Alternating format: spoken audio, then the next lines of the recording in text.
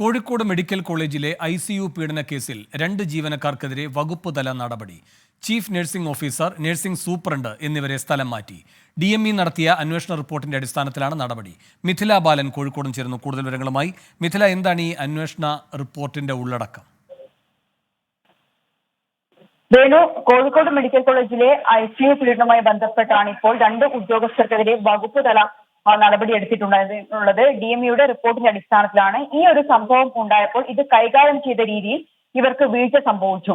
ഈ പരാതി നൽകിയത് അതിജീവിത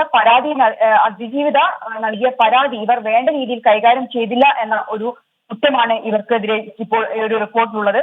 ഈ 2 പേർ എന്നത് chief nursing officer Sumathi, nursing superintendent Betty Antony, ഇവർക്കെതിരെയാണ് ഇപ്പോൾ നടപടി എടുത്തിട്ടുള്ളത്. സുമതിയെ തിരുവനന്തപുരം SIT ആശുപത്രിയിലേക്കും ബെറ്റി ആന്റണിയെ കോന്നിയിലേക്കുമാണ് സ്ഥലം മാറ്റിയിട്ടുള്ളത്. ഞാൻ സൂചിപ്പിച്ചതുപോലെ തന്നെ പരാതി കൈകാര്യം ചെയ്യുന്നതിൽ ഇരുവർക്കും വീഴ്ച സംഭവിച്ചു എന്നതാണ് ഈ ഒരു DMEയുടെ റിപ്പോർട്ടിലുള്ളത്. ഒപ്പം തന്നെ ഈ വിഷയത്തിന്റെ ഗൗരവം കണക്കിലെടുത്തുകൊണ്ടാണ് ഇത്തരമൊരു നടപടിയെന്നും ഈ റിപ്പോർട്ടിൽ പറയുന്നുണ്ട്.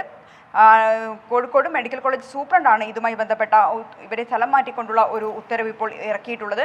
മറ്റൊന്ന്, ഈ കേസ് നമുക്കറിയാം അതിജീവിതയെ സ്വാധീനിക്കാൻ ശ്രമിച്ചു എന്ന പരാതിയിൽ മേൽ ഇപ്പോൾ അന്വേഷണം നടക്കുന്നതാണ്. ഈ ഒരു സംഭവത്തിലും കഴിഞ്ഞ ദിവസം DME റിപ്പോർട്ട് സമർപ്പിച്ചിട്ടുണ്ടായിരുന്നു. അന്ന് പറഞ്ഞ ഒരു കാര്യം, ഇത്തരത്തിൽ നഴ്സുമാരുടെ ഭാഗത്തു നിന്നും ആ സമയത്ത് ഡ്യൂട്ടിയിലുണ്ടായിരുന്ന നഴ്സുമാരുടെ ഭാഗത്തു നിന്നും നിരുത്തരവാദപരമായ ഒരു സമീപനമാണ് ഈ ഒരു സംഭവത്തിൽ ഉണ്ടായത്. അതിനെ തുടർന്നായിരുന്നു അന്ന് ഇതിൽ അതിജീവിതയ്ക്കൊപ്പം നിന്ന ഒരു നഴ്സിനെ അവിടെ നിന്നും സ്ഥലം മാറ്റാനുള്ള ഒരു തീരുമാനമെടുക്കുകയും പിന്നീട് അവർ അത് അഡ്മിനിസ്ട്രേറ്റീവ് ട്രിബ്യൂണലിനെ സമീപിച്ചതിനെ തുടർന്ന് അത് 2 മാസത്തേക്ക് സ്റ്റേ ചെയ്യുകയും ചെയ്തത്.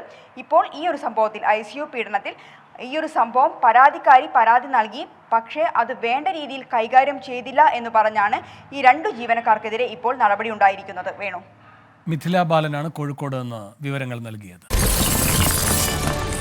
24 അഞ്ചിന്റെ വജ്രത്തിളക്കം.